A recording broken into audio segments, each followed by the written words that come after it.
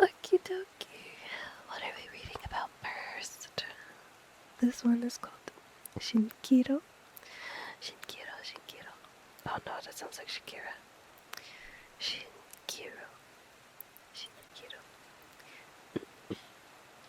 So, Shinkiro translates to Clam Breath Tower Mirage. Oh wow. It does look like that, doesn't it? The habitat is open ocean.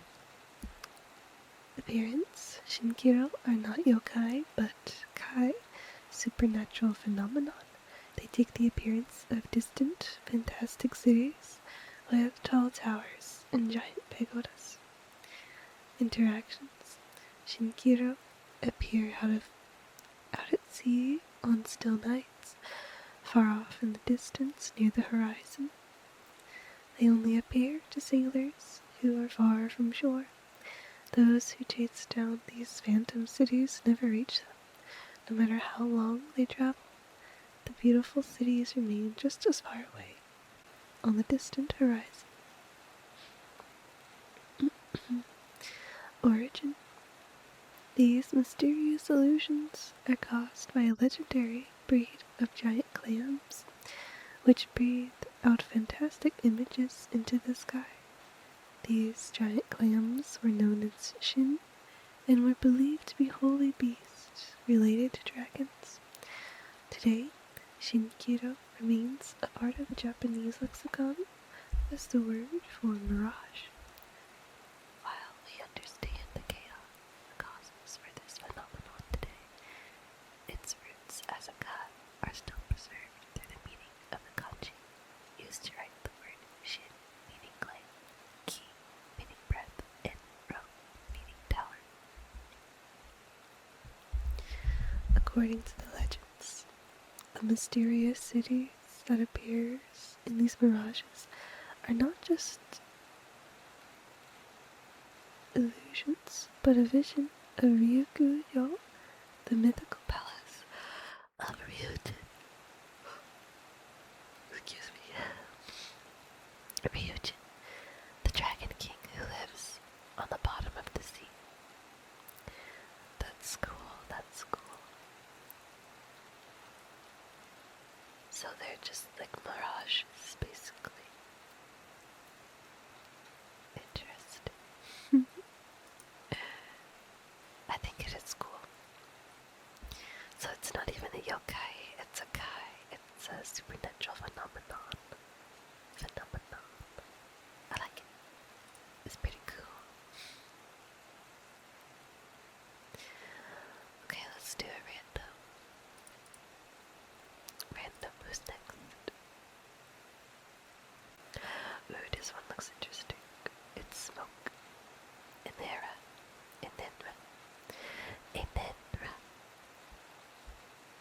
It kinda has a cute face.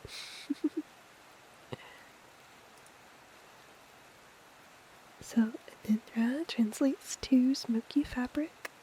Alternate name is Inra. Habitat is chimneys, bonfires.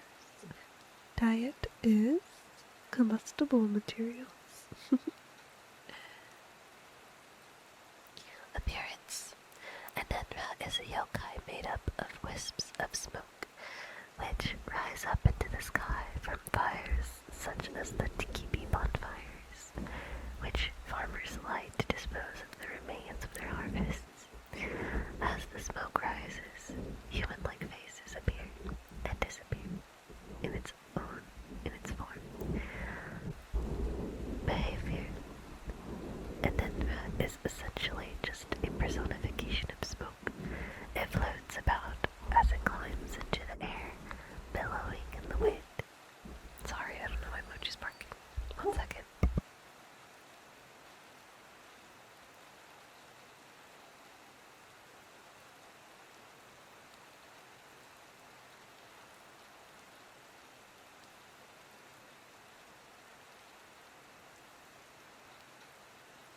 Okay, I think Mochi is done barking.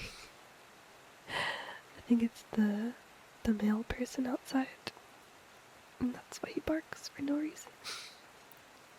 Sorry about that. Where was I? Enenra is essentially just a personification of smoke. It floats about as it climbs into the air, billowing in the wind, and appearing as fragile as a piece of delicate silk dancing in the breeze. It is mesmerizing and relaxing to watch. Origin. Enenra was invented by Toriyama Sekin for his book Konjaku Yakishu. It seems to be loosely based on a passage in Sure Sure Kusa, which describes the smoke rising from fires burned in the summer to keep mosquitoes away. Contemporary yokai scholars have also pointed out that this yokai's name sounds similar to the name Enma, the Lord of Hell and Judge of Death. As hell is a place of fire and smoke, it has been suggested that instead of the spirit of smoke itself, Enenra may actually be the spirits of the dead rising up along with the smoke. For that reason, Enenra only appears before those who are calm and pure of heart and mind. Interesting. It's so happy looking. It has a smile on its face.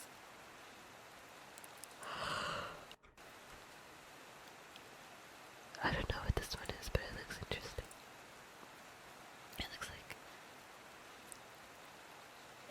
he can, I don't know, he can make some wind with his mouth.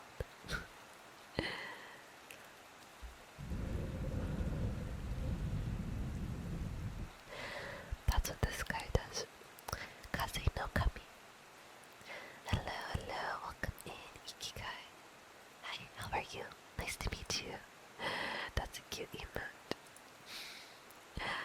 We're reading about yokai. Currently, we're reading Kaze no Kami. Kaze no Kami means wind spirit. It rides on the wind as its habitat. Oh wow, there's a lot actually. A few paragraphs.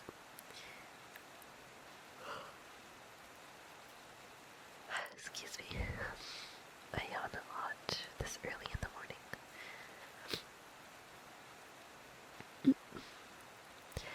Kaze no Kami are formless, invisible, evil spirits. Despite being invisible, they're usually portrayed in paintings as old, sickly, ape-like demons wearing ragged loincloths. They inflict suffering upon humans both through their control of the wind and through the illness that they spread. Kaze no Kami ride the wind, traveling from place to place in order to spread illness. They slip into homes through small cracks in the crevices, sensing the temperature differences between the warmer air inside and cooler air outside. When they encounter people, they exhale clouds. I'm so sorry. Excuse me.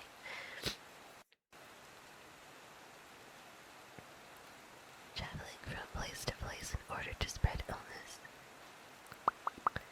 When they encounter people, they exhale clouds of humid yellow breath, and a human bathed in this toxic air will become sick. Oh no. In addition to spreading disease with their breath, Kaze no Kami can control the flow of the wind itself. Workers whose livelihoods are greatly influenced by the wind, such as farmers and fishers, feared that capricious.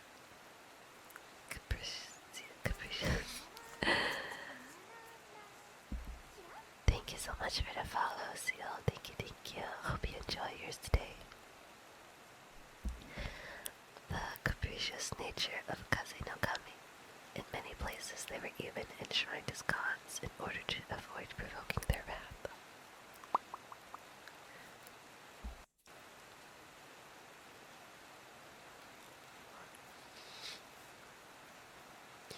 Origin. The yellow breath which Kaze no Kami exhale may be a representation of the yellow dust which falls upon Japan, especially in early spring. Wind erosion of northern China's Suwangdu Plateau stirs large amounts of silt up into the atmosphere. The silt then falls down upon Japan and other East Asian countries in the issues and can even darken the sky on particularly heavy days.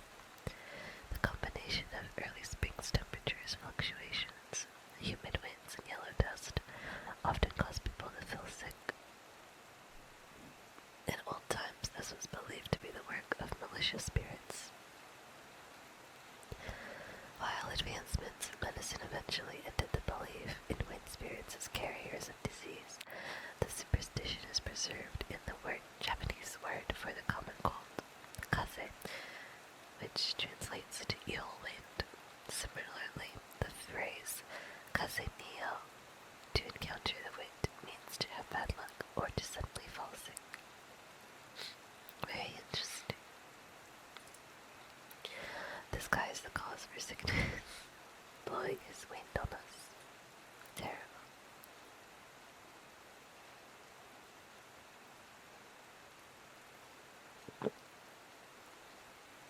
Excuse me. I got thirsty, and hopefully that'll stop my yawning. Oh my gosh, wait. Hello, hello, hello. Oh my gosh. Seal, come to observe you in your community. Hi. Oh my goodness. Thank you. I really appreciate the raid. Welcome in, welcome in. I will drop you a follow back and I will check you out later. Whoa, you look so gorgeous. Very pretty. Welcome in, raiders. No, you're fine. You're good. Welcome in. Thank you so much for the raid. How was your stream? How are you doing? Welcome in, welcome in. Nice to meet you all. My name is Kuro. I mainly stream ASMR, but sometimes I'll throw in a few spooky, scary streams, or just some variety throughout the week. But nice to meet you, nice to meet you. I run the Aurora Cafe with my husband CafeCatKuro, and we're a cat cafe. But if anyone needs to go do some self-care, maybe go drink some water, eat some food, take care of yourselves, I absolutely understand if you need to go do so. Your stream has been good. Good. Also doing ASMR, try to find a chill spooky. Oh. Oh, I appreciate that. You're so sweet. Thank you. I will definitely catch one of your streams in the future. It seems that you stream a bit earlier than me, so I'll probably check you out in the future for sure. And thank you again for the raid. I really appreciate it. Do you know about any yokai? Do you like any of them? If so, I could read about your favorite yokai if you have one. It was nice to meet you as well. Do you mainly stream ASMR, or do you do a variety of other things too? But this is my favorite website. It doesn't show the name because I cropped it. But the website is yokai.com, and it's where I read like all about yokai. You do a variety. Oh, that's so cool. I love to hear that. Let's see. Random yokai. This one's for you. Oh, wow. Oni. You got a good one. Oni are really cool. It's a bit graphic though, so everyone might not like that. Oh my gosh. Hi, honey. I love you. Congrats on your super duper rare chicken nugget.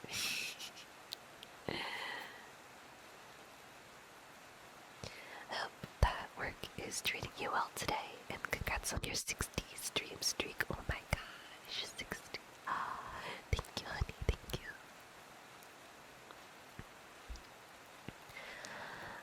Let's see.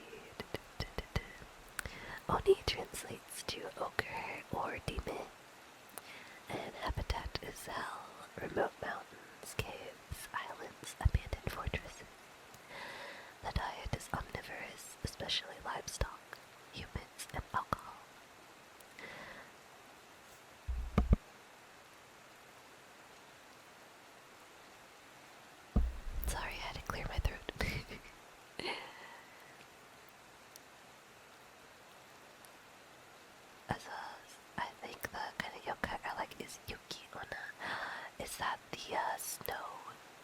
Snow Lady. I'll read about her next. Let's see.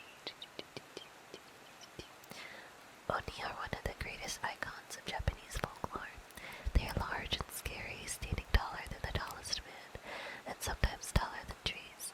They come in many varieties, but are most commonly depicted with red or blue skin, wild hair, 2 or more horns, and fang-like tusks. Other variations exist in different colors, and with different numbers of horns, eyes, or fingers and toes. They wear loincloths made of the pelts of great beasts. All Oni possess extreme strength and constitution, and many of them are accomplished sorcerers. They are ferocious demons, bringing up disaster, spreaders of disease, and punishers of the damned in hell. Hi, Void. Hello, hello. How are you doing today? And how was your weekend? Oni are born when truly wicked humans die and end up in one of the many Buddhist hells. Transformed into Oni, they become the ogreish and brutal servants of great Lord Enma, ruler of hell. Wielding great iron clubs, they crush and destroy humans solely for enjoyment. And Oni's job is to mete out horrible punishments such as peeling off skin, crushing bones, and rendering other torments too horrible to describe. All these tortures are for wicked sinners, but only those not quite wicked enough to be reborn as Oni themselves. Hell is full of Oni. They make up the armies of the great generals of the underworld.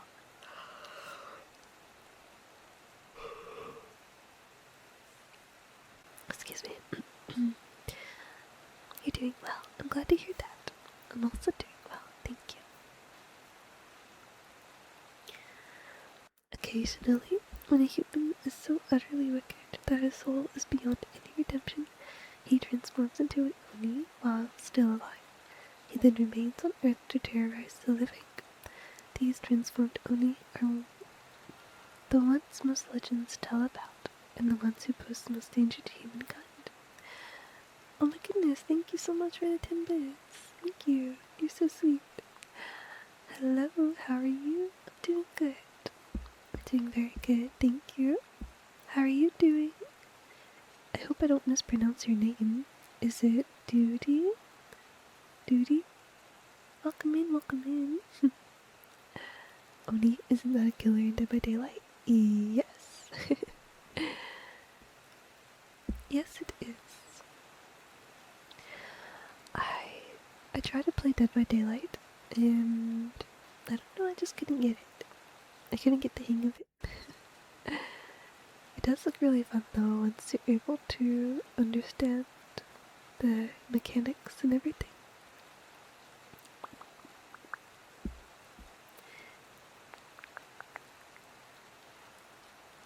Clem meow, Clem meow.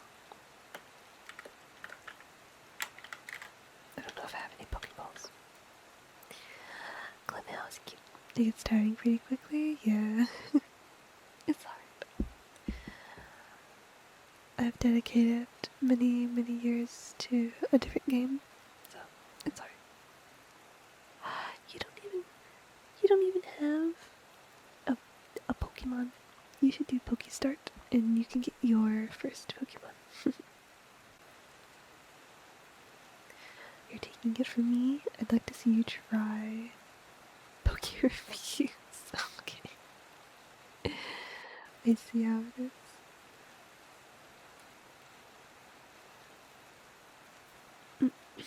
Excuse me. Oni are the stuff of legends and fairy tales. Japanese mythology is full of countless stories of Oni encounters with lords and ladies, warriors and rogues. No two stories about Oni are exactly alike, except for one thing. Oni are always the villains of mankind. Originally, all spirits, ghosts, and monsters were known as Oni. The root of their name is a word meaning hidden or concealed, and it was written with the Chinese character for ghost. In the old days of Japan, before the spirits were well catalogued, Oni could refer to almost any supernatural creature, ghosts, obscure gods, large or scary yokai, even particularly vicious and brutal humans. As the centuries shaped the Japanese language, the definitions we know for the various kinds of monsters gradually came into being. Female demons are not called oni, but are known by another name, kijo. I got a glam meow. Let's go. Also, congrats on your Hershey's Kiss. Yum, yum, yum, yum, yum. Delicious. Okay, we're gonna read about Yuki Onna.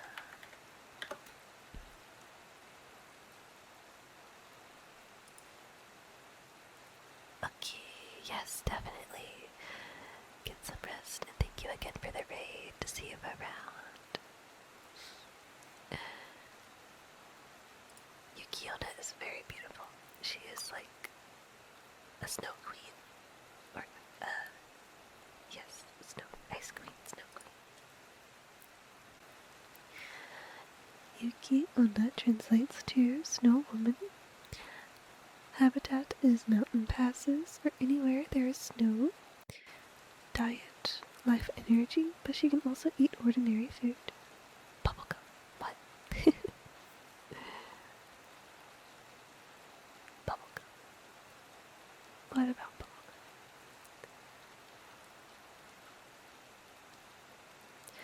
Appearance, Yuki Onna prey on travelers lost in the heavy snowstorms. You require bubblegum ice cream. Oh, that's yummy. I like bubblegum ice cream and cotton candy. You should go get some ice cream. Yuki Onna prey on travelers lost in heavy snowstorms that blanket the Japanese Alps in winter. They have an otherworldly beauty with long black hair and dark, piercing eyes. Their skin is ageless and as white as snow, but their bodies are as cold as ice. A mere touch is enough to give a human a deep, unshakable chill. They feed on life force, sucking it from humans' mouths with an icy breath that freezes their victim solid. Yuki Onna spend their lives hunting humans in the snow. They stay near mountain roads and prey on the travelers coming and going, or break into homes and flash freeze the inhabitants during the night. While they are killers, Yuki Onna are not entirely cold-blooded. Legends say they can fall in love with their intended prey and let them go free. Some go so far as to marry humans and live happily together. As supernatural spirits never age, however, their humans inevitably discover their true identities. This revelation usually ends these happy marriages. Chill, I could use some chill. You are making me want ice cream. Can you stop it?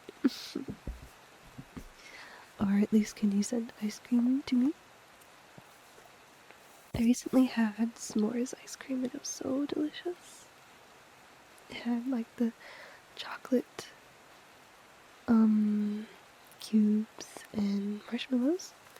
It'll be water by the time they get to you. No. It's okay. It'll be fine. Send me the kind of ice cream that does not melt. In Yagamata Prefecture, an elderly man operated an inn on a mountain trail with his wife. One snowy night, the inn was visited by a young lady traveling alone. She warmed herself by the fire and ate with the innkeeper and his wife.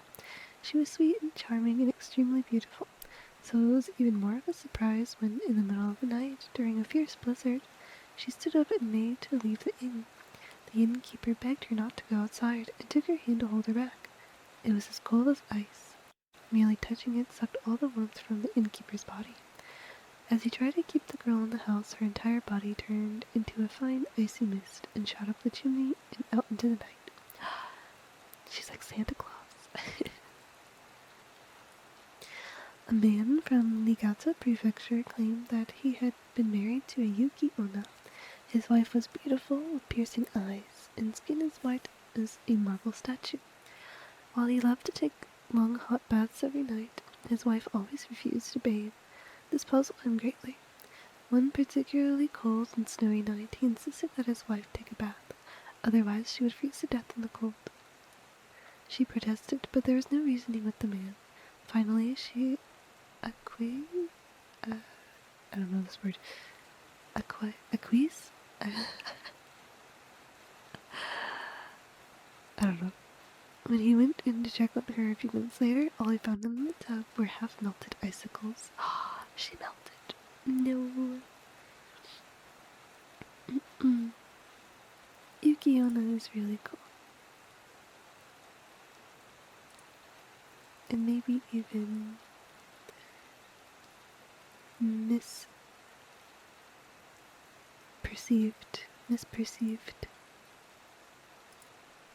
She's really cool. Oh wow, what is that? It's kind of cute. Kinu Tanuki, you're cooler. Thanks. You're coolest. Beat that. Kinu Tanuki translates to silk tanuki. You could use a cooler.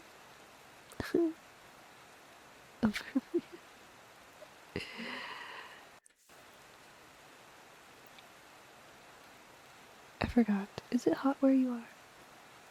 I can't check my phone right now for the weather.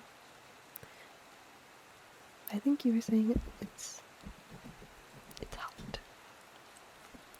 Next week, it's supposed to get cooler. Yay! It's hot everywhere except for the southern hemisphere. It's over 2 degrees where I am. Hi, Aiden. Hello. What do you mean it's over 2 degrees? Like, it's at least... I would hope so. Otherwise, you'd be in, like, Antarctica. Or... Alaska or something. But... Good afternoon, Aiden.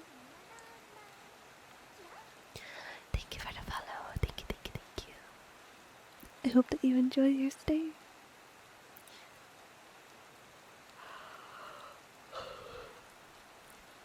I cannot stop yawning. Hello. How are you? Hope you're doing well. Hi, Battle Chain. Hi. You're just heading to bed? You're so sorry. No worries. No worries at all. Please have a good rest. Sleep well, sweet dreams, and I hope that you have a great day tomorrow. Thank you for being here. We're currently just reading about yokai. Currently, we're on Kinu Tanuki.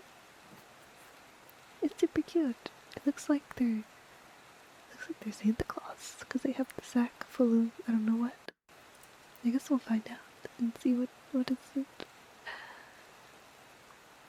So, Kinu Tanuki translates to silk tanuki. Habitat is human inhabited areas. Appearance, Kinu Tanuki are silk products which have transformed in Tsukumogami. They sprout heads, feet, and tails which resemble those of tanuki. Origin, Toriyama Tsukino invented Kinu Tanuki for his book Hyakitsuezure Pukuro. While tanuki are famous for their unmatched ability to shapeshift into various objects, because this appears in a book of Tsukumogami, it is unclear if Kinu Tanuki are tanuki disguised as silk or simply pieces of silk which have grown a soul and taken on the form of tanuki. High, we're 87 today. Of 87, high of 90 tomorrow. Oh, okay. I see. Kind of perfect, but it's really humid. Oh man, I hate the humidity. I hate it. It messes my hair up really bad. Like my hair will get super frizzy from the humidity. But I hope that you're able to enjoy your vacation still. You don't speak American? That's funny, because Aiden's not American. It was translated for me. But what is that in Celsius? Oh wait, you can see my browser. Never mind. I don't want you to see my browser. You can only see yokai.com.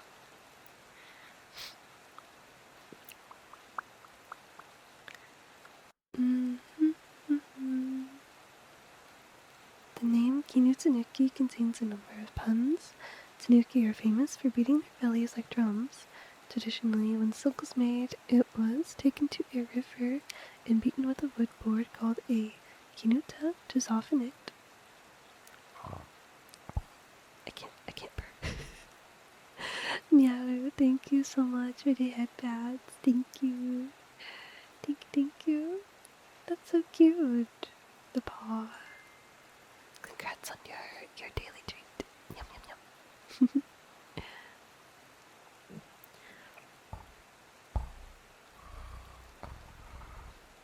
I don't think that sounds like purring, but it's okay.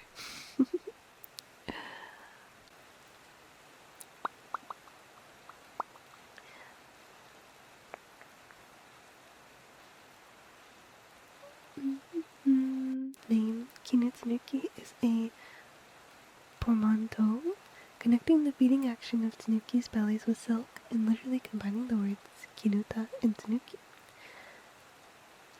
Sakin's description also references a type of Japanese silk known as Hachijo silk, written with different kanji. Hachijo also means 8 tatami mats. According to folklore, Tanuki possess the ability to enlarge their up to 8 tatami mats in size and morph them into various shapes. This wordplay doubles down on the association of silk with Tanuki. Oh, Tanuki, they're so silly.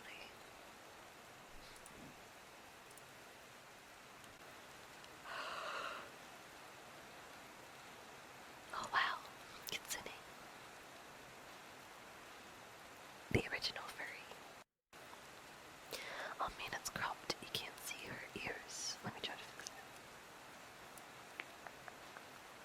it. Hard. This.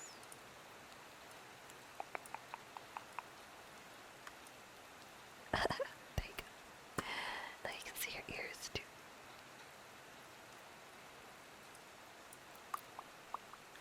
Kitsune Tsuki. Kuro eyes it, snowing in the background. That's a scam. Listen.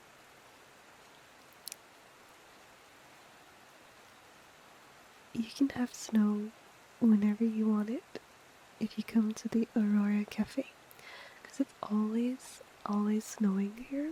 Did you know that?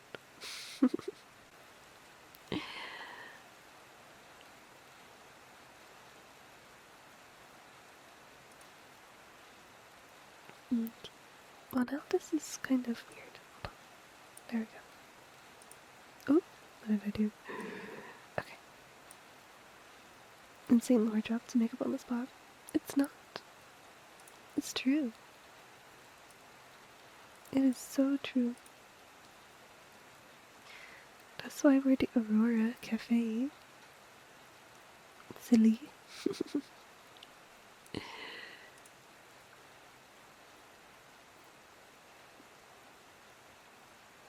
Okay. Fox possession. Really? Oh, I guess she's been possessed by a fox. Some kitsune are able to possess human beings and cause them to behave in strange ways. Compared with other types of animal spirit possessions, Kitsune Tsuki is a relatively common form of possession in humans. A person possessed by a fox spirit often develops physical features that appear fox-like, such as sharper teeth or a streamlined, pointy face. For much of Japanese history, until modern medicine was introduced, mental illness and insanity were usually blamed on Kitsune Tsuki. There are 3 main types of kitsune possession. Possession of an individual, possession of a family, and possession for use as a medium. When a kitsune possesses an individual, it is often in retaliation for something done to the kitsune. Killing one of its family members, for example. The possessing spirit causes its host to behave erratically and emotionally, making them prone to violent outbreaks and hysteria. People possessed by kitsune sometimes run naked through the streets, foam at the mouth, and yelp like a fox. Kitsune can speak through their hosts' mouths. Victims are often able to speak and read languages that they previously had no knowledge of. Kitsune can even control their hosts like a puppet, causing them to do all sorts of evil things. According to folklore, women are more susceptible to fox possession than men. Kitsune are also said to possess people who are weak-minded. Weak-minded. When a kitsune possesses a family, that family becomes rich and fertile. These families were called kitsune mochi, and were able to manipulate the possessing kitsune spirits. Kuro, do you mind if I ask random questions? I don't want to cut your reading. I don't mind. I usually read chat at the end of every paragraph, so don't worry about it, okay? That's just how I like to do it. In addition to bringing prosperity to their owners, kitsune can be used to bring ruin upon a family's enemies. Kitsune mochi people use these spirits to place curses, possess, or bring sickness to others. Kitsune mochi families keep their fox spirits for generations, handing down their secrets from parent to child. A kitsune mochi family would honor and care for its possessing spirit, for it could just as easily bring the same ruin upon their entire family life. People suspected of belonging to kitsune mochi families were mistrusted for their unnatural abilities and feared by their neighbors. Even today, in some parts of Japan, people belonging to these lineages occasionally have trouble finding marriage partners, as few parents would allow their son or daughter to join such a family. I wanted to ask if you ever went on a cruise. I have not. I don't know if I would want to. I'm worried that I would get seasick. I have never been seasick before, but you never know. Because imagine I stay on a cruise for a week, and then day one I find out that I'm seasick. Oh no, that doesn't sound fun. But, I mean, maybe one day. I just don't know where I would even want the cruise to go. Anywhere, I suppose. Seeing anywhere new sounds pretty fun. So, maybe one day. And if I do go on a cruise, I will definitely share that journey with all of you. I'll take pictures and videos. Kitsune Suki, for use as a medium, involves inviting a kitsune to possess a willing person in order to perform divinations. A kitsune would enter the medium's body and speak through her mouth, predicting the future or giving secret knowledge. This was a very dangerous practice, as it relies on the willingness of the kitsune to leave the body after the possession, and kitsune are very powerful creatures. Does Cal like boats? I think so. Cal has been playing this, he's been playing this Roblox game recently where you run a cruise ship. So I think, yes, he likes boats. I don't know if it's on the same level as he likes planes and cars, but I think he likes boats too. Recognizing possession in a person can be difficult if the victim does not display any obvious physical signs. However, there are a few ways to diagnose kitsune possession.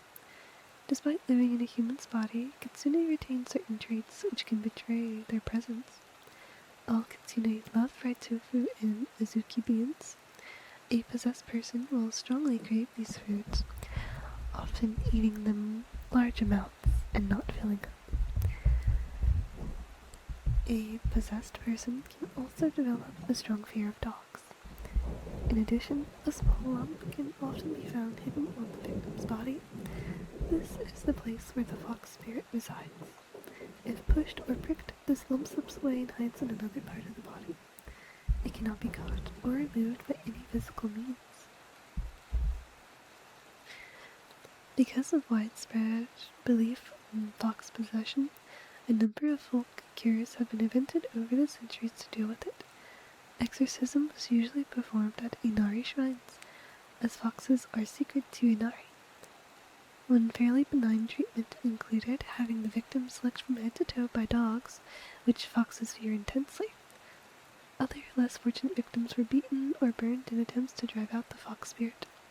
In some cases, priests would burn fresh pine leaves, suffocating the patient with thick, toxic smoke in an attempt to drive out the possessing spirit.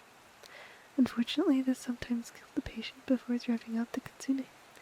In the end, even if the victim was cured of the possession, the families of people accused of kitsune tsuki often suffered ostracism and social isolation for the rest of their lives. Oh, that's not fun. That sounds pretty sad. So that was kitsune tsuki, which is fox possession. This one's tanuki tsuki, so tanuki possession. Oh my god, that is so funny. They have little ears and whiskers and a nose. That's adorable. Tanuki is a raccoon dog, and tsuki means possession. Spirit possession can be caused by humans and ghosts, but frequently it is the work of animals with supernatural powers. One of the most common animal possessions is called tanuki tsuki, possession by tanuki spirits. When tanuki possess human beings, their victims develop strange new personality traits. One of the most common changes is gluttony. Victims become intensely hungry and eat, even going so far as to eat spoiled and ruined food. Yuck. Although possessed humans grow vast wastes from this gluttony, all of the nutrition goes to the tanuki spirits. Victims only grow weaker and weaker until finally they die from malnutrition. Other common symptoms of tanuki possession include unexplained illness, melancholy, becoming overly talkative, sudden outbursts of violence, excuse me, or abnormally increased libido. Tanuki possess humans for various reasons, but common ones include revenge for destroying the tanuki's den, or simply just as a prank. In rare cases, some human families have harnessed the power of animal possession for their own use. Some legends tell of people offering food to old wild tanuki, taming them, and then using their spirits to possess their enemies. Oh my. Hello, Anise King, how are you? Hello, hello. Congrats on your fried egg. Ooh, that sounds yummy. Maybe I will make some fried eggs for breakfast after stream today. But I hope you're doing well. Because tanuki are powerful yokai, it is difficult to escape tanuki tsuki. Either the tanuki must leave of its own will, or it must be driven out by a powerful yamabushi, priest, or onmyoji. Another solution is to defy the tanuki.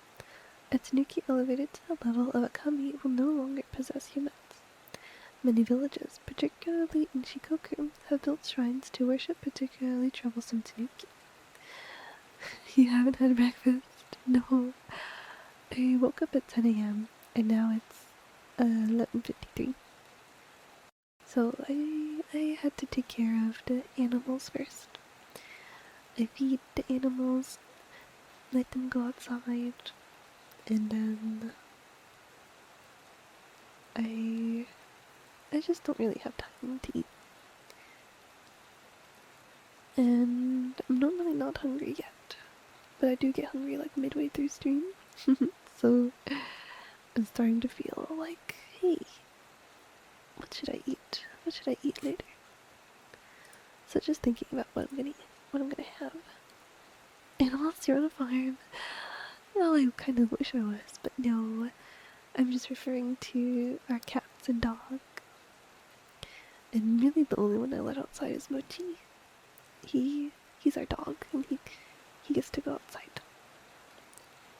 I don't trust the cats going outside, actually. But I'm glad you're doing alright. I'm happy to hear that.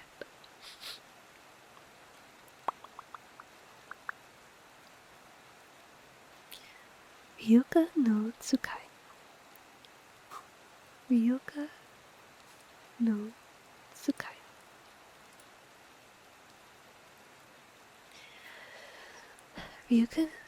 Ryugu no Tsukai translates to servant of Ryugu. Alternate name is Jinja Hime or Hime Uo. Habitats the ocean and diets unknown. Ryugu no Tsukai are large fish with human heads, horns, long hair, and sometimes beards. They resemble several different species of fish and range in size from 5 to 8 meters in length. Many of them give off light, and their glow can be seen from far away. Ryugu no Tsukai are servants and messengers of Ryujin, the god of the sea. Ryugu no Tsukai are sent to deliver Ryujin's messages to mankind. They are such holy creatures that any who look upon them or hear their voice will be protected from disease and live a long life. Drawings of them are used as talismans of peace, health, and prosperity. Prophetic mermaids like Ryugu no Tsukai inspired popular legends in Japan throughout the 19th century, originating in Hirado, Nagasaki Prefecture. These stories quickly spread across the country. Minor details change with each retelling, like an Edo period version of the telephone game, and by the early Meiji era, there were dozens of unique examples. Today, Ryugu no Tsukai is the Japanese name for the oarfish. Oarfish and other strange deep-sea fish that washed up on shore during the Edo period may have been the inspiration for these yokai. I remember the oarfish in Animal Crossing. It looks very, very, very interesting. Kind of scary. For 7 days during April of 1819, a shining creature was seen in the sea off the coast of Tsushima, and people all over the province wondered at it. 800 people from other provinces gathered in 120 large boats and fired 30 guns at it all at once. But the thing was not fazed by this. Within 7 days after shooting it, the creature began to speak, and every night it said this: I am nothing to be afraid of. I have come here from the Dragon Palace for a reason. One day this year, a great evil disease will come, and people will certainly die. Therefore, I ask you to copy my portrait and spread it around this country. Those who see my picture even once will be spared from this evil disease. It will also serve as an amulet for the safety of the land and for long life. Its body was 9 meters long, and its face was about 1.5 meters long. Another Ryugu no Tsukai appeared off of Kumamoto. Its body was 18 meters long, and its face was 90 centimeters long. It had 2 horns, and its back was covered in purple scales. It had 6 fins, a tail like a goldfish's, and it carried 3 jewels. This creature explained that it was a messenger from the Dragon Palace, and said, "This year there will be a severe epidemic of great illness, and the sick will not be saved. Therefore, in order to save many lives, I have come here to give you this message. All who hear my messages are sure to be spared from the disease." Wow. What a great figure of protection. I hate that the people's the first reaction these people had was to shoot it. What the heck? Why are they so mean to it? Okay, next. Let's see who... Oh my goodness, this is so cute. Look at all of them. Look at all of them. They're so cute. Kitsune no Yomeri. Yomeri? I'm trying to figure out how to say it. Kitsune no Yomeri. It translates to a fox's wedding or a sun shower. Alternate name is Kitsune no Yomeri Gyoretsu, Kitsune no Yometori, Kitsune no Kan, Kitsune no Shugen. Habitat throughout the Japanese islands of Honshu, Kyushu, and Shikoku. Kitsune no Yomeri is a beautiful yet eerie event, a grand procession preceding the wedding of a kitsune, the magical foxes of Japanese folklore. In many ways, it resembles an old-fashioned Japanese bridal procession, in which the bride would travel to her new home among a parade of paper and lanterns. Such weddings usually take place during the deep quiet of night, where they appear as a long string of kitsunebi, phantom lights stretching over a large area. Kitsune no Yomeri is a common phrase referring to a sun shower. When rain falls while the sun is shining, it was said to be a kitsune trick. Kitsune create rain during their weddings so that humans don't go into the mountains and spy upon their ceremonies. Thus, whenever there was a sun shower, people believed that kitsune were having a wedding nearby. That's cute. A folk tale from Miyazaki Prefecture describes a kitsune no Yomeri. A man was traveling along a road in the woods when all of a sudden a sun shower began. A kitsune must be getting married, thought the man. Suddenly he spied a beautiful woman ahead of him on the road.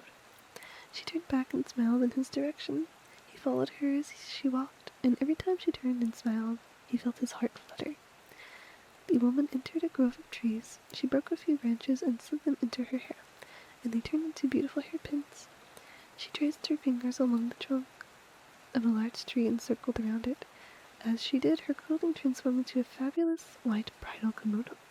How strange! This woman must be a kitsune, he thought to himself as he stared in amazement.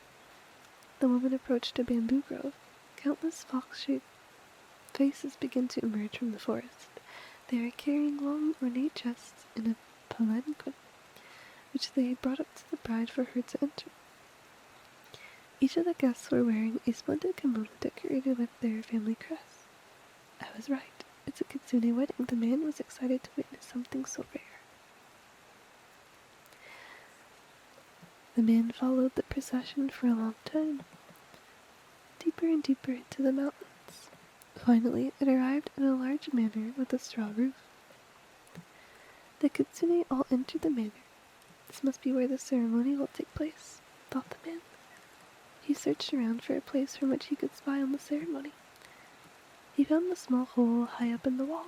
The man climbed upon a large stone step and stretched his legs to reach the hole. From there he could see the whole interior. The inside of the manor was decorated with expensive dining tables. A kitsune was seated at each one, and the ceremony began. It's just like a human wedding, the man thought to himself. After watching for some time, the man grew tired and stepped down off from the people. He lit his pipe and had a smoke. As he puffed away on his pipe, the scenery changed before his eyes. What was a great straw-thatched manor just a moment ago was now a wooden shrine. What he thought was a stone stair was the pedestal of a great stone lantern, and the hole he peeked through was the round hole of the lantern. The guests were all gone. Even though he knew they were kitsune, he had still been bewitched by their magic. Oh my goodness. I love kitsune. They're so cute.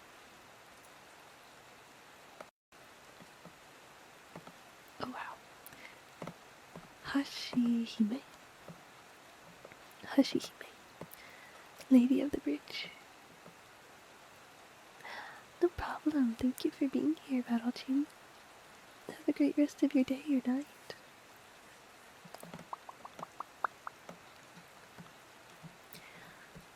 Hashihime translates to Lady of the Bridge.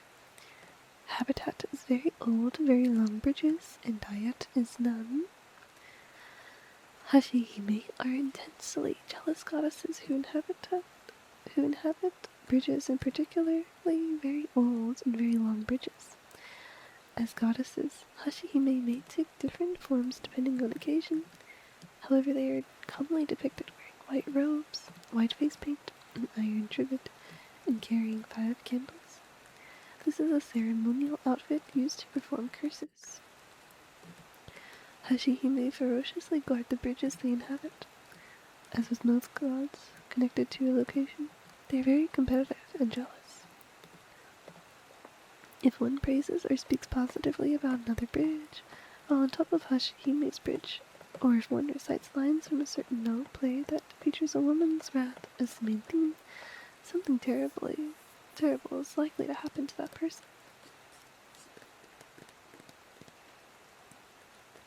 Despite their fearsome nature, they are highly honored by the people who live nearby, and shrines are established in their honor near the bridges they inhabit. In times of war, residents will beseech their local Hashihime to guard the bridge against invaders. In times of peace, Hashihime are goddesses of separation and severing, and are asked to aid people in things such as breakups, divorce, and severing bad luck. So strong is their power of severing that it's considered taboo for lovers to pass in front of a Hashihime shrine together, or for wedding processions to pass in front of one. If newlyweds need to cross a bridge inhabited by a Hashihime, they will instead pass underneath it on a boat rather than risk cursing their marriage. The most famous Hashihime story comes from Tsuruku no Maki in the tale of the Heiki, and is retold in the note play Kanawa. A woman visited the Kifune Jinja in Kyoto at the hour of the ox, roughly 2 a.m., filled with rage and jealousy towards her ex-husband who had thrown her away for another woman. Night after night, she visited the shrine, praying to the gods enshrined there to turn her into a powerful demon. The woman wanted nothing else other than to see her ex-husband destroyed, even at the cost of her own life. After 7 nights of pilgrimage, her prayers were answered. The gods told her that if she immersed herself in the Uji River for 21 nights, she would become a living demon. Hello, Crime. I'm doing good. How are you? We're currently reading about Yokai, and this one is Hashihime. The woman did as she was bid. She donned a white robe and tied her hair up into 5 horns. She painted her face and covered her body in crimson dye. She placed an upturned trivet on her head and attached torches to each foot. She lit a torch on both ends and placed it in her mouth. She immersed herself in the Uji River, and for 21 days she kindled the hatred in her heart. Then, just as the gods told her, after 21 days, she transformed into a terrible Kijo with supreme power. She had become the Hashihime of Uji. Ready to fall asleep to your bedtime story? Aw, well, that's good to hear. I hope you're able to relax and get some good rest. I'm happy to hear that you're doing good.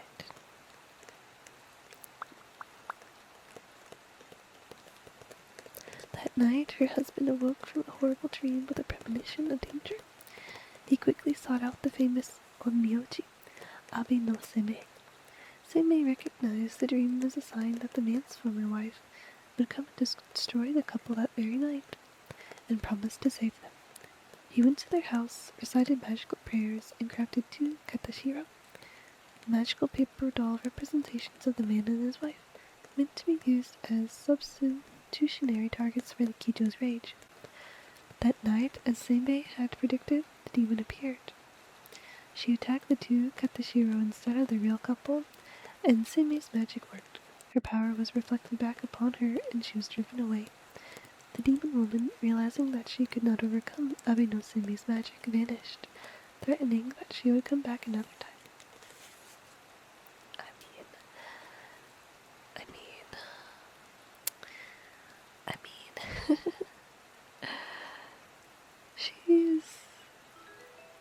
I can understand her desire for vengeance. Thank you for the hydrate reminder, Kyan. Thank you.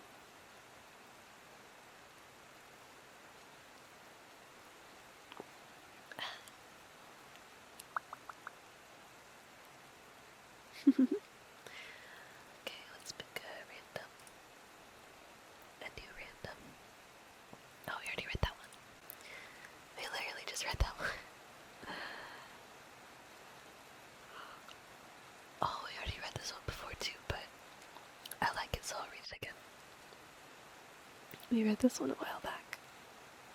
Umibozu. Umibozu. Very scary looking. Umibozu translates to sea monk. Alternate name is Umi Nyodo or Umi Hoshi. Habitat is seas, oceans, bays, and diet is unknown. Perhaps no other aquatic yokai is as mysterious as the giant Umibozu. Their true form is unknown. Umibozu are only ever seen from the shoulders up, but they appear to be roughly humanoid in shape, with inky black skin and a pair of large round eyes. Eyewitnesses report a great range in size, from slightly larger than a ship to a size so unimaginable that only the creature's bulbous face is visible above the water. Its head is smooth and round like a venerable monk's, and its body is nude and as black as shadow. Congrats on your treat. You got a tomato. Yum, yum, yum. I love sprinkling salt on tomatoes. It's so delicious. Umibozu appear on calm nights when there is no sign of anything out of the ordinary. All of a sudden, with no warning, the waves and the weather whip up into a furious condition. Out from the tumult rises a titanic creature. It moves to destroy the ship, either by smashing the hull in a single blow, or by taking it down bit by bit, depending on the size of both the ship and the Umibozu. Some rare reports make them out to be more serpentine, while others make them out to be more ghostly, like a gigantic kind of funayure. In the same way as the funayure, Umibozu will demand a barrel from the crew. It uses this to pour a huge amount of water onto the deck, quickly sinking a boat and drowning the crew. If given a barrel with the bottom removed, the Umibozu will scoop and scoop to no effect, and the sailors will be able to make a lucky escape. Some say that the Umibozu are the spirits of drowned priests, cast into the sea by angry villagers. Excuse me. These priests were then transformed into ghosts due to the horrible nature of their death, making them cousins of the similarly dreaded funayure. Others, however, say that the Umibozu are a sea monster which lives in the deeps of the Seto Inland Sea, and they are the progenitors of a large variety of other aquatic yokai. Because sightings are rare and almost always fatal, it is likely that the true nature and origin of the spirit will remain a mystery for a long time. Oh. I think they're cool.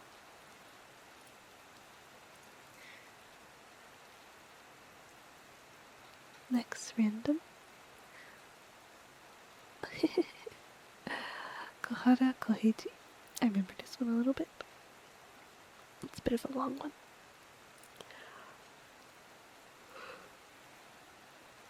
I'll drink some water before this one.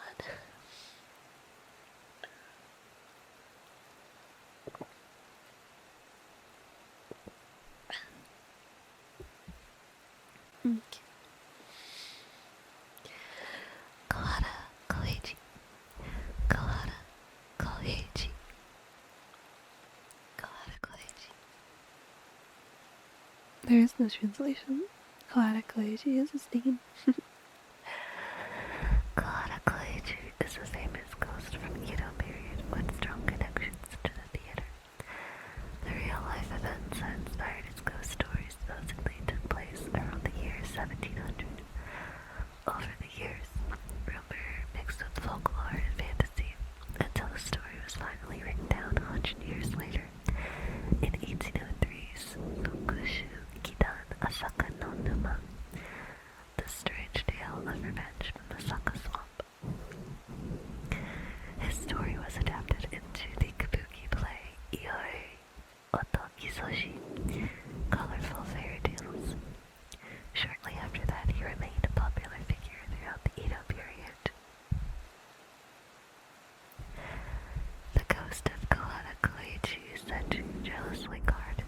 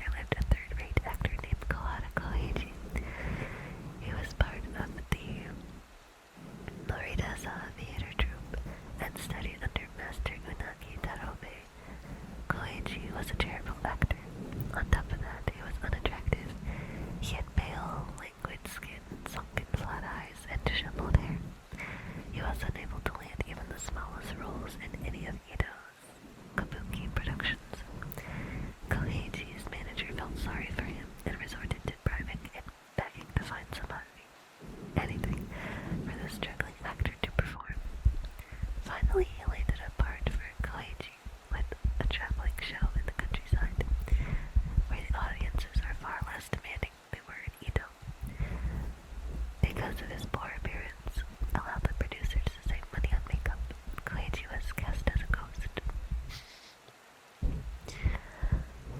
Koichi believed this to be his last chance to make it as an actor, and so he did everything he could to make his role believable. He studied the faces of the dead, making note of the way their muscles fell limp and eyes stared blankly. He copied their rigid, lifeless poses. He practiced speaking in a haunting voice and walking with an eerie gracefulness. His hard work paid off. His acting was widely acclaimed. He was suddenly the talk of the countryside. The other actors in his troupe admitted finally that Koichi was good at one thing, being a ghost. Koichi was married to a woman named Otsuka. Otsuka had been the widow of the disgraced Ikushima Hanroku, an actor who was executed for stabbing and killing the great Ichikawa Danjo I publicly on stage. Koichi loved Otsuka deeply, but she was embarrassed by her husband and thought him a fool. She fell out of love with Koichi and into the arms of another performer in the Morinza, a taiko player named Adachi Sakura. While Koichi was away acting in the countryside, Sakura lived in Koichi's house in Ida with Otsuka, pretending to be the master of the house. Eventually, Otsuka asked Sakura to get rid of Koichi so that they could be together forever. At the time, Koichi was performing in rural Osaka, in present-day Fukushima Prefecture. Sakura's brother, a bandit named Unpei, lived nearby, and Sakura would acquire his help in getting rid of Koichi. Sakura traveled to Osaka. Koichi was surprised and delighted that his troop mate had come to join his performance. Sakura played the drums while Koichi played a ghost, and the audience was highly entertained. Among them was the local magistrate who awarded Koichi a sum of 5 golden ryo, a very gracious sum for his performance. Between shows, Sakura and Unpei planned the murder. One day, the performance was cancelled due to rain. Sakura invited Koichi out to the swamp to go fishing. Once they were far away from any observers, Sakura struck Koichi with his fishing rod and knocked him off the boat and into the swamp. Then he thrust his head down into the water and held him there until Koichi drowned. His body sank to the bottom of the swamp. Sakura fled the swamp and went to Unpei's secret hideout. Unpei was there, and he told Sakura that his guests had already arrived. He took Sakura into the next room where Koichi's waterlogged body lay on the floor. Sakura was shocked. How did that get here? He asked. Unpei said that it was already there when he arrived. Sakura opened up Koichi's sleeve and took out the 5 golden ryo which had been paid to Koichi. Ha! Now his money and his wife are mine. Suddenly, Koichi's body rattled and rolled over. With hands as cold as ice and strong as iron, he grabbed Sakura's wrist. Sakura screamed and tried to get free, but the corpse was locked onto his arm. He tugged and yanked his wrist harder and harder until the corpse flopped on top of his own body. Koichi's eyes popped open, and he locked his gaze upon Sakura. Sakura screamed.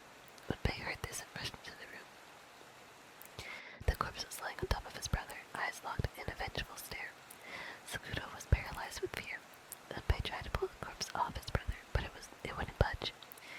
Unpei drew his sword. He lopped off Koichi's head in a single stroke.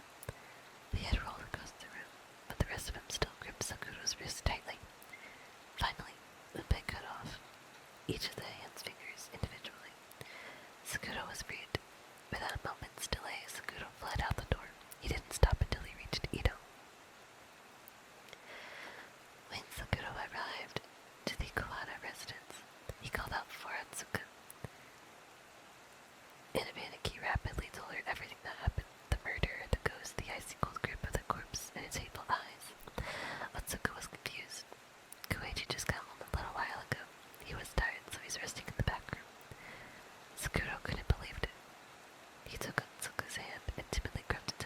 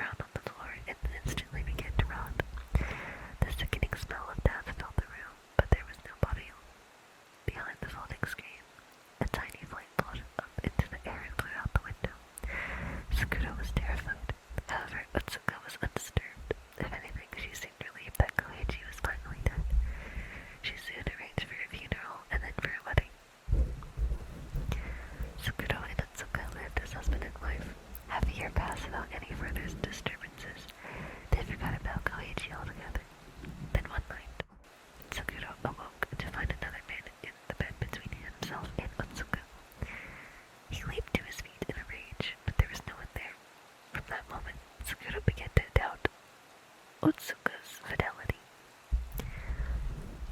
One night, while returning home from drinking late at night, Sakura saw a figure climb into his bedroom window. When he peeked in, he saw another man in front of Otsuka. In a drunken rage, he ran into the house and drew his sword. Otsuka awoke in a panic, and without thinking, she raised her hand in defense. In doing so, she grabbed the sword's blade. All 5 of her fingers were severed. The fingers fell to the floor and rotted away, filling the room with a smell of death. The mysterious stranger was nowhere to be seen. A cackling laugh could be heard from above them. It was Koichi's voice. Otsuka lost her mind and fell to the floor in shock. Every night the ghost returned to haunt them. As the haunting continued, Sakura began to lose his mind too. In life, Koichi had perfected his ghost act that it was indistinguishable from the real thing. In death, Koichi's performance was terrifying and sublime. Otsuka never recovered from her madness and died soon after. Otsuka's treatments had cost Sakura nearly everything he owned, including the 5 golden ryo he had stolen from Koichi. Sakura gave up his few remaining coins to hold a funeral for Otsuka. However, the priest he hired was a con artist and ran off with the last of Sakura's money. Penniless and insane, Sakura was forced to live as a beggar. One day he thought he saw the priest who had tricked him and stolen his money. Sakura chased after him, but the priest swung his staff and beat Sakura severely, knocking him off the road and into a pond. Then the bruised, soaked Sakura realized that it was not the same priest after all. He crawled out of the pond and apologized, but the priest struck Sakura over and over, beating him nearly to death. Some strangers broke up the fight. They took Sakura back to his house to rest, but his wounds were severe and he fell into a fevered insanity. All night his neighbors could hear him crying in delirium. He never woke up.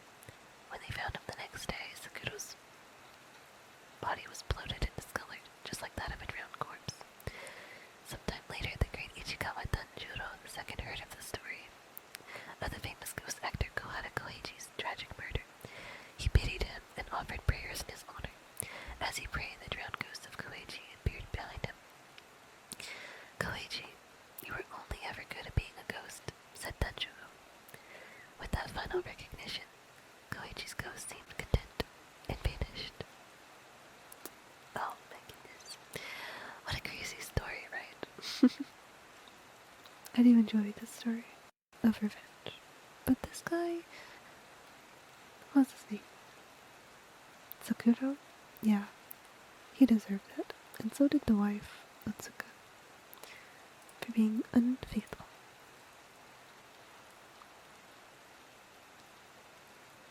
And for murdering him in the first place.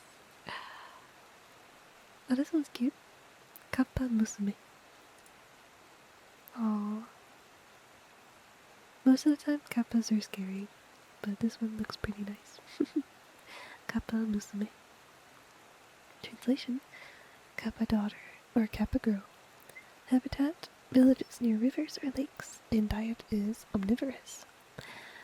Kappa Musume look just like young women, however, they are really kappa in disguise. Kappa Musume show up unannounced in human villages and try to blend in with the locals. They generally do not perform mischief or get into trouble. Usually they just want food. When someone feeds them, they will repeatedly visit the house until driven away.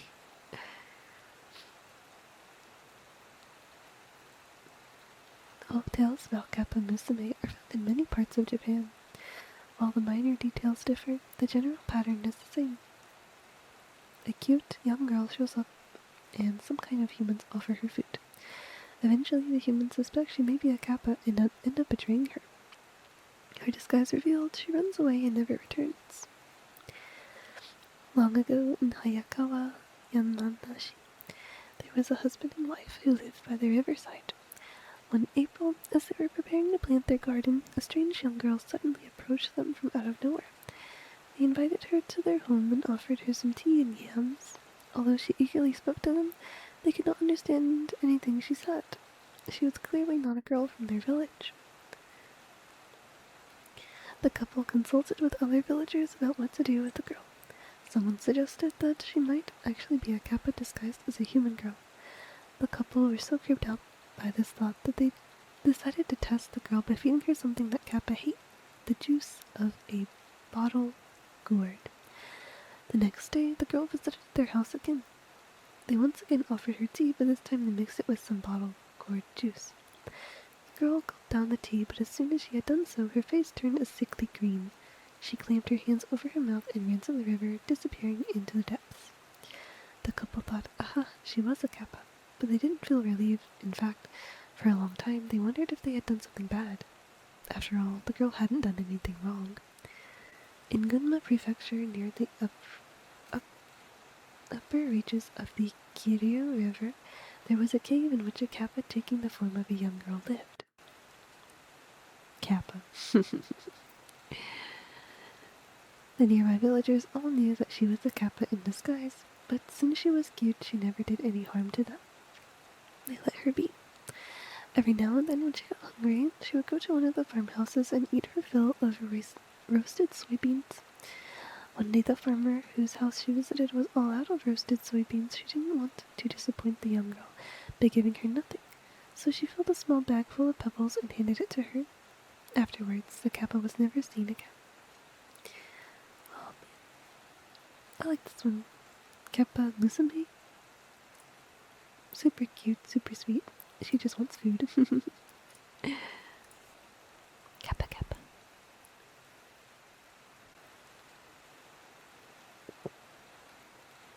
Nogitsune. Excuse me. Nogitsune. They're so cute. Look at them. So, Nogitsune translates to wild fox. Alternate names are Yako, Yakan. Fields, forests, and wild areas are the habitat. Diet is omnivorous. They particularly like wax, oil, lacquer, and women's life force and blood. What the heck? The kitsune, also frequently called yako, are a type of kitsune magical foxes found in East Asian folklore. Specifically, the term refers to low-ranking, wild kitsune that do not have a divine soul or serve as messengers of the gods. They are particularly known for transforming into humans. In folk tales where humans are tormented, tricked, or possessed by kitsune, the culprit is almost always a nogitsune. Nogitsune are cautious creatures with a keen danger sense. They dislike bright light and hide from the sun during the daytime. They are also afraid of bladed objects and will avoid swords and knives. They are frightened of dogs as well. A Nogitsune disguised as a human might accidentally reveal their true form when startled by a barking dog. Nogitsune are able to recognize signs of human activity. They generally hide from humans when possible. However, they like to sneak into human-inhabited areas at night to steal some of their favorite foods. Wax, candles, lamp oil, lacquer, alcohol, and fried tofu. I like fried tofu. Some types of kitsune are viewed as holy animals. Nogitsune are not one of these types. They are low-ranking members of the kitsune family and do not act as divine messengers or serve inari. Despite this, they seem to be comfortable in their position and don't aspire to increase their standing. Nogitsune are a notorious trickster. One of their favorite activities is transforming in order to trick foolish humans. They use their power to scare people and often to steal things from them as well. In order to change its shape, Nogitsune require a magical focus of some kind, usually a bone from a cow or a horse. Kitsune Tsuki, possession by a fox spirit, is also commonly performed by Nogitsune. Sometimes it is to punish humans they don't like, other times it is just for the Nogitsune's own amusement. Women are a favorite target. This is said to be because women are weaker and easier to possess, but it's also because Nogitsune can feed off a woman's life force. Despite these conflicts with humans, Nogitsune do occasionally interact positively with people. There are many tales of wild kitsune returning favors to those who are kind to them. There are even stories about men happily marrying no kitsune disguised as beautiful women. Unfortunately, these stories almost always end in tragedy when their disguise is discovered. Humans occasionally ask no-kitsune for favors. However, no-kitsune are notoriously unreliable. If you ask one to protect an object, it will only do so for a short time before it forgets its promise and wanders off. No-kitsune are known by many different names. Excuse me. The most common one, Yaku, is simply another reading of the kanji in its name. The name Yakan is more archaic and has its origins in a different animal. Yakan are magical beasts from the Chinese Buddhist scripture. The term literally means wild dogs, and their description can be found in various scriptures. They are small and cunning, they are yellow in color, and resemble small dogs with fluffy tails. They can change their shape, so their true form is unknown. They live in packs and cry out at night like wolves. In the original Sanskrit, the animal referred to is the jackal. Jackals linger around burial grounds and eat carrion, and so they were viewed as wicked animals and servitors of evil gods. When Buddhism was transmitted to China, because jackals do not exist in China, the animal was not understood. They were assumed to be a creature similar to foxes, martens, or wild dogs. When Buddhism was brought to Japan, Yakan was assumed to be a fox, and became synonymous with kitsune. Thus, the wicked deeds performed by jackals in Indian folklore came to be associated with foxes in Japanese folklore. Very funny of them. Oh wait, Kiko. Kiko. It's so cute. So Kiko translates to spirit fox. Alternate names Senko or wizard fox. Habitat usually found near Inari shrines, and diet is none, they no longer need food. Appearance. Kiko are Zenko, good kitsune, who serve the kami Inari. It is the third rank of fox spirit below Tenko and Kuko.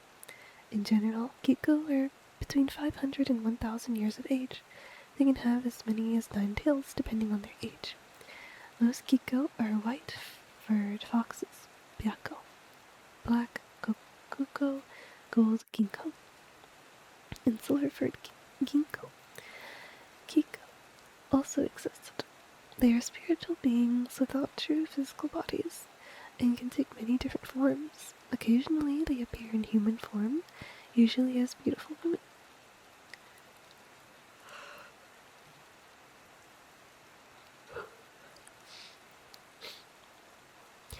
When a kitsune gains the rank of Kiko, it sheds its body and begins to live a spiritual existence.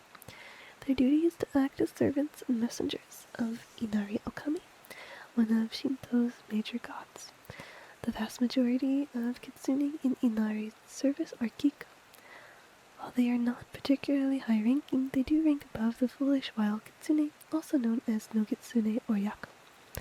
Their magical skills are much greater than those of no kitsune as well. They are not as likely to act maliciously towards humans than lower-ranking kitsune, but neither are they as pure as the higher-ranking Kuko and Tenko. Interactions. While no kitsune are known for taking human form in order to drain their life force of humans, Kiko often take human form to help people. Some of them even fall in love with humans and live with them in disguise for many years, although these relationships often end in heartbreak once the kitsune's true nature is discovered. One of the most well-known examples of such a kitsune is Kuzunoha, the mother of Abe no Seimei.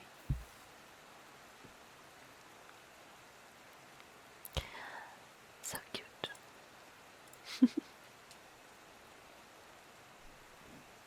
Okay, let's see who's next. Oh wow, what the heck? It looks so derpy. Why is it so derpy looking? It's called Umi Inu. Umi Inu. It's kind of funny, kind of cute.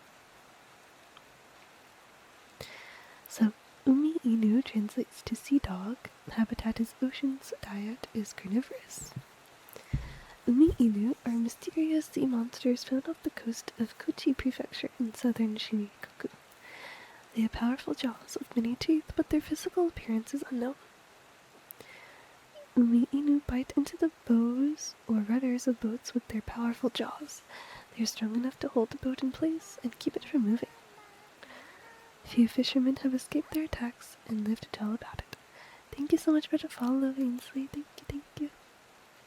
I hope that you enjoy your stay.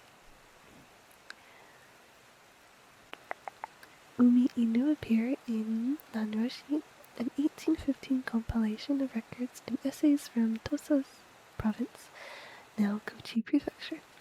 An encounter which took place on the first day of the second month was recorded by Harbor Master Naito Saburo. A fisherman went out to sea one night in early spring. All of a sudden, the waves grew tall, and the sea became violent. The fisherman feared his boat would capsize. Then he heard a loud noise, as if something very large was biting into the bow of the ship. The fisherman hurried back to land. He felt lucky to have escaped with his life. The following day, he pulled the boat up onto shore to inspect the bow. It was covered in deep teeth marks, about 1.5 centimeters wide. The fisherman showed the teeth marks to everyone he knew, but nobody could identify the creature that had made them.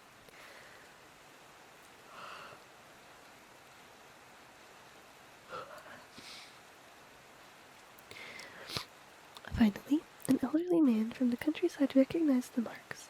He said that they were made by an Umi Inu, a creature which also roamed the bays further south in Hatagan, attacking fishing boats. In Hatagan, a fisherman was returning home late one night when some creature bit into the bow of his ship and kept it from moving. The fisherman was terrified and prayed to the gods to save him. Somehow, he became able to move again, and he returned safely to shore. The following morning, he inspected his boat. Near the rudder, there were 6 or 7 deep gashes that looked like bite marks. Embedded in the grooves were 2 bright white broken teeth. One was 3 centimeters long and the other was 1.5 centimeters long. I can't believe they pulled a 6, 7 at the end there. This is so cute looking though. It's definitely chaotic. It's definitely a chaos bringer. Yes, no. Oh wow. What happened? Yonaki Ishi. Yonaki Ishi. Oh my god, you have so many. Why are you collecting them? That is so many. Oh my god. What in the world? Yonaki Ishi translates to night crying stone. Yonaki Ishi are stones or boulders which cry loudly at night. In many cases, the stones cry because they are possessed by the spirit of someone who was murdered and seeks revenge. Oh my gosh. Yeah. Have a good lurk.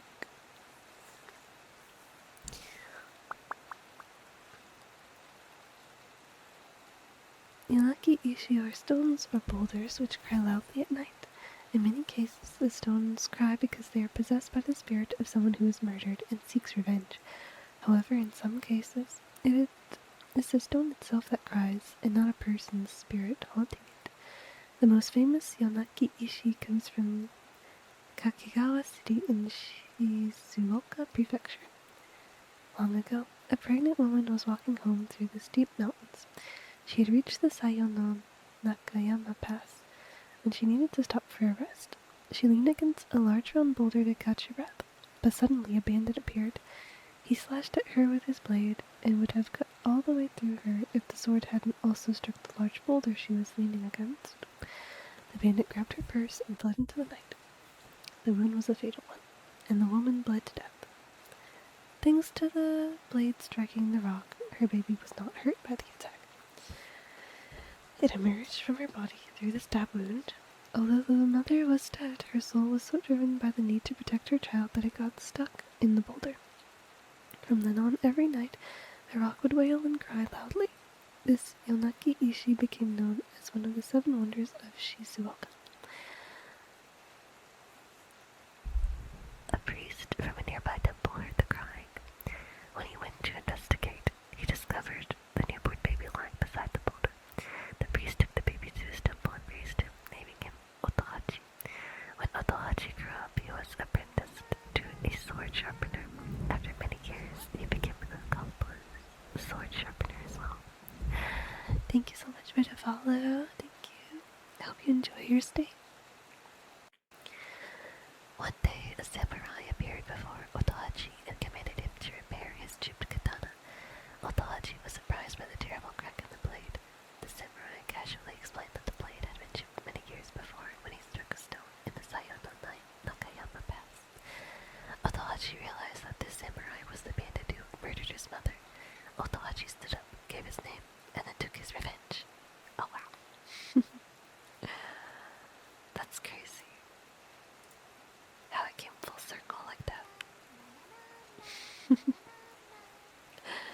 Thank you so much for the follow. Hope you enjoy your stay.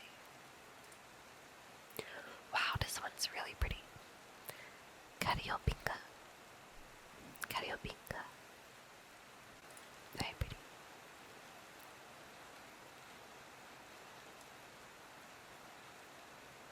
Okay. Kariopinka. Translation: it's a phonetic rendition of its Sanskrit name, Kalavinka. Kalavinka. Kalavinka. Kalavinka. Alternate name is Myoncho. Habitat is Gokuraku Joto, a realm of paradise, and the diet is unknown. Karyopinka are celestial beings from Buddhist cosmology. They have the head and arms of a bodhisattva, the body of a bird, and a long flowing tail feather similar to that of a hu. They live in a realm of paradise called Gokuraku Joto. Karyopinka possess voices of incomparable beauty. They begin singing while still inside of their eggs. After they hatch, they begin to dance and play heavenly musical instruments as well. They sing of the holy scriptures and the words of the Buddhas. Karyopinka come from Indian mythology. They originated in Buddhist scripture, which was brought to Japan from China. They differ very little from their Indian counterparts. They are usually used in paintings and sculptures as symbols of paradise and the Buddha's words. They are a reminder that by living a holy life, one can be reborn into Gokuraku Joto after their death. Practitioners of Pure Land Buddhism make reaching this paradise their goal.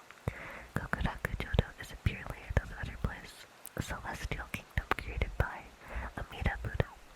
Its inhabitants can practice Buddhism directly under Amida's tutelage, listen to the songs of Karyopinka, and achieve enlightenment themselves.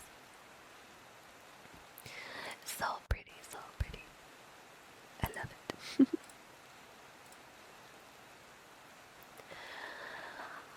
Yoko.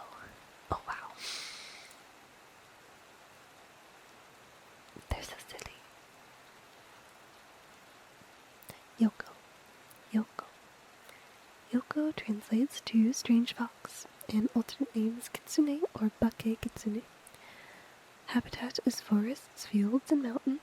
Diet is omnivorous, especially fond of fried tofu. Yoko literally means strange fox. It refers to the magical powers attributed to foxes in folklore.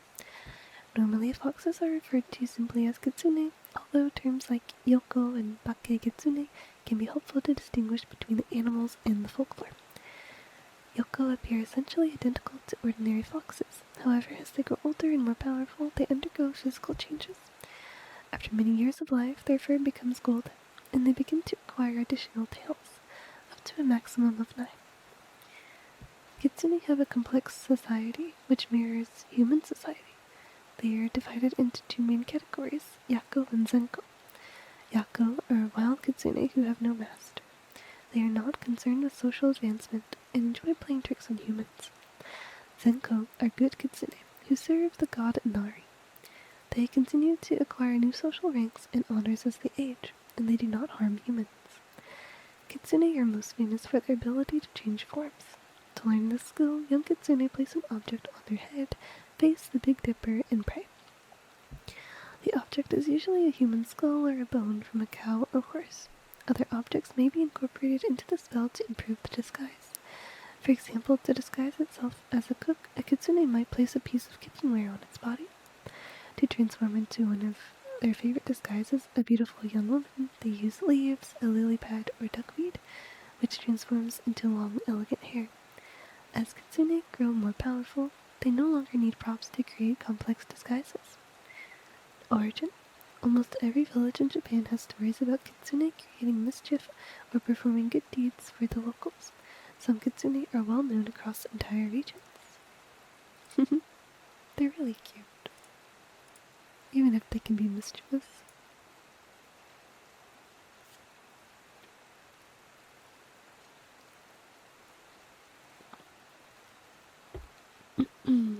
It's Tsukumogami. This one's called Mokumokuren. Mokumokuren, Mokumokuren, Mokumokuren. It's an umbrella and some sandals.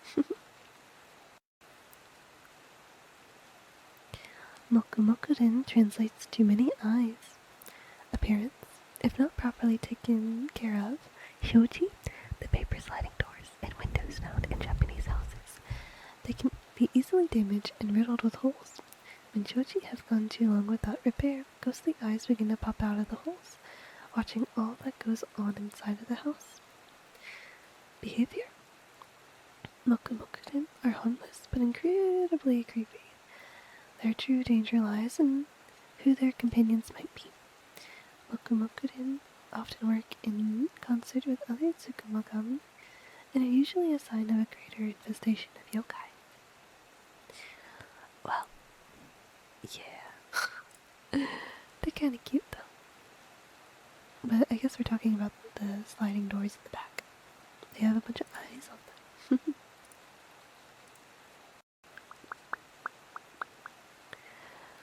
Oh wow. That face though. Katsura otoko. Katsura otoko. Katsura. Katsura. Katsura otoko. Looks like the clouds. Oh, it's the moon. Okay. Translation: Katsura man. I require a full stream of you saying that. Katsura. Katsura. Katsura otoko. Otoko. Katsura otoko. That is all you receive. So sorry. So sorry. Yay. So, Katsura Otoko's habitat is the moon, and diet is vampiric. Vampiric? What? You drink blood? Appearance. Katsura Otoko is an incomparably beautiful man who lives at the face of the moon. He appears on moonlit nights and gazes back down at those who gaze up at him. His beauty is said to be so enchanting that those who gaze at him find it difficult to turn away, even to their own peril. Interactions. If one gazes long enough at a Katsura Otoko, he will extend his hand and beckon, calling the moon gazer towards him. With each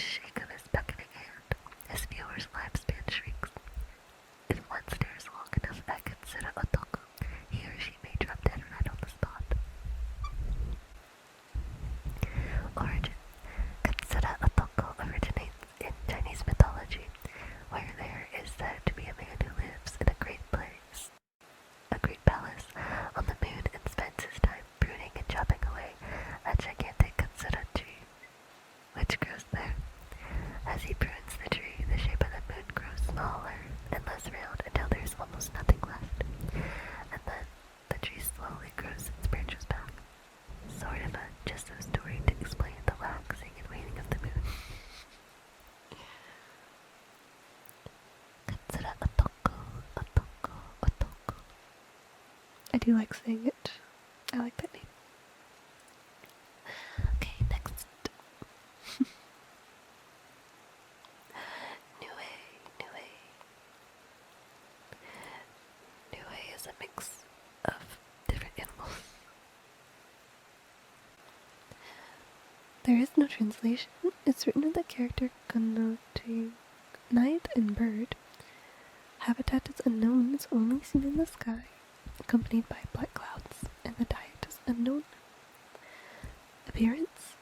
The Niue is one of the oldest yokai recorded, having its first appearance in the Kojiki, an account of the early histories of Japan. It also appears in the Heian period Encyclopedia Wamyo Ruisho, and again in the Heiki Monogatari, a record of one of Japan's bloodiest civil wars and most tragic family clans. It has the head of a monkey, the body of a tanuki, the tail of a snake, and the limbs of a tiger. In ancient times, it was thought to be a kind of nocturnal bird. Its call is supposed to sound like that of a white's thrush, and thus its name is written with a kanji that contains the meaning night and bird. Behavior. Little is known about the Niue's natural habitat and lifestyle. While sightings throughout history have been rare, Niue are considered to be pretty evil monsters. The few times that humans and Niue have crossed paths, the results have been disastrous. One famous Niue attack occurred in the summer of 1153 in Kyoto. Emperor Konoe began to have nightmares every single night and grew very ill. Neither medicine nor prayers had any effect on his illness, and the source was attributed to some kind of evil spirit, which was visiting the palace every night. Early in the morning, these events climaxed some days later in a storm which appeared over the imperial palace around 2 a.m. Lightning struck the roof, setting it on fire. The emperor summoned the legendary samurai Minamoto no Yorimasa to deal with the evil spirit. Yorimasa brought his trusted companion, Ino Hayata, and his legendary bow, which he received from Minamoto no Yorimitsu, to hunt the beast. During the night, a strange wind came over them, followed by a black cloud. Yorimasa fired his arrow into the clouds above the palace, and out from the sky came a horrible scream as a Niue dropped to the earth. Ino Hayata leaped upon the body, dealing it a finishing blow. The emperor immediately recovered from his illness and rewarded the heroes with the legendary katana Shishio for their service. This event has been immortalized in numerous paintings and ukiyo-e prints. After the Niue was slain, the inhabitants of Kyoto were afraid of a retaliatory curse for killing the beast, so they loaded its body in a ship and sent it down the Kamo River. The boat with the Niue's body eventually washed up on the shore near the village of Ashiya in Hyogo Prefecture. The good citizens of Ashiya removed Niue's body, built it a burial mound, and gave it a proper funeral. And you can still visit the mound known as Nuezuka today. Wow, that's so cool. I think we'll read one more yokai, and then we're gonna read. Oh, this one looks cool. It's like a giant wave. Namicha, Namicha, Namicha.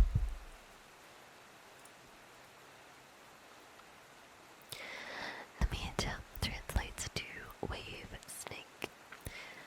Habitat is the ocean and diet is unknown. It's okay, but I'm gonna stream again tomorrow and on Thursday.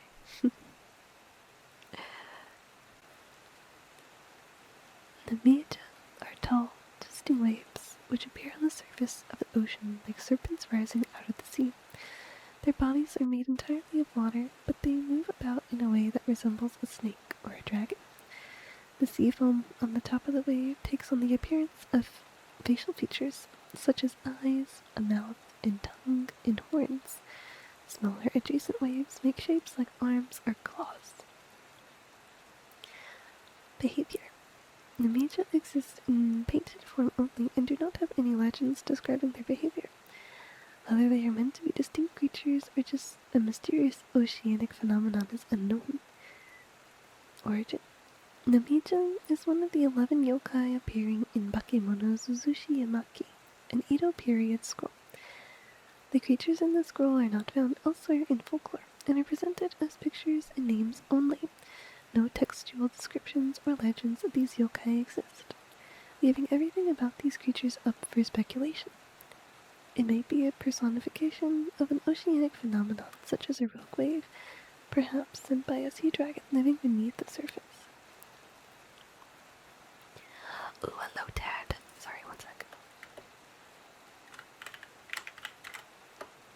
Lotad's cute. Alright, last paragraph.